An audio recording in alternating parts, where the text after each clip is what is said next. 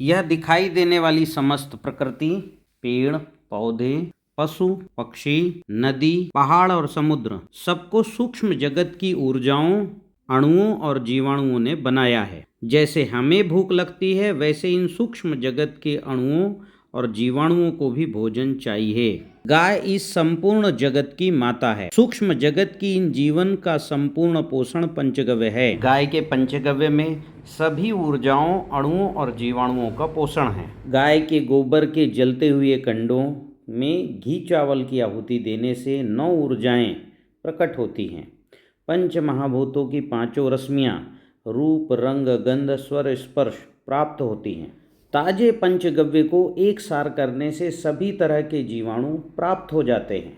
इस प्रकृति की 96% दुनिया ऊर्जा, अणु और जीवाणुओं से बनी है। पंचगव्य ही इनका पोषण है। अस्तु हमें अपने घर में, अपने आंगन में गाय पालना ही पड़ेगा। गाय को उसके यम, नियम, आहार विहार और प्रत्याहार प्रक्रिया से भोजन देना ही पड़ेगा। जिन किसानों ने यह कार्य पूरी सूक्ष्म जगत की प्रक्रिया से किया है, पूरी श्रद्धा से किया है, उनको परिणाम प्राप्त हो रहे हैं, खेती में भी, मानव जीवन में भी।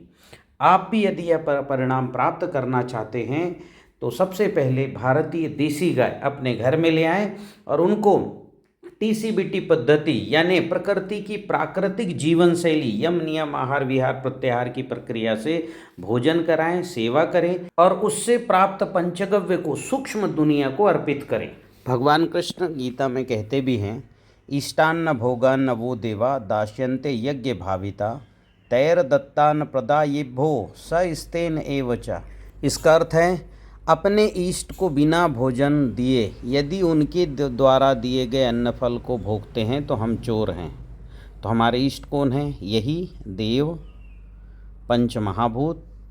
तो देवों को उनकी ऊर्जा, उनकी रश्मियाँ और पंच महाभूतों को उनकी तरण मात्राएं, ये दिए बगैर और इनके द्वारा उगाए गए अन्न फल को यदि हम खाते हैं तो हम चोर हैं। इस चोरी से बचना है तो हमें अग्निहोत्र करना पड़ेगा। सूक्ष्म दुनिया को उनका भोजन यानी रश्मियाँ, तरण मात्राएँ और ऊर्जाएं देनी पड़ेगी और इस कार्य के लिए गौपालन करना पड़ेगा। गौपालन को प्रोत्साहन देना ही पड़ेगा।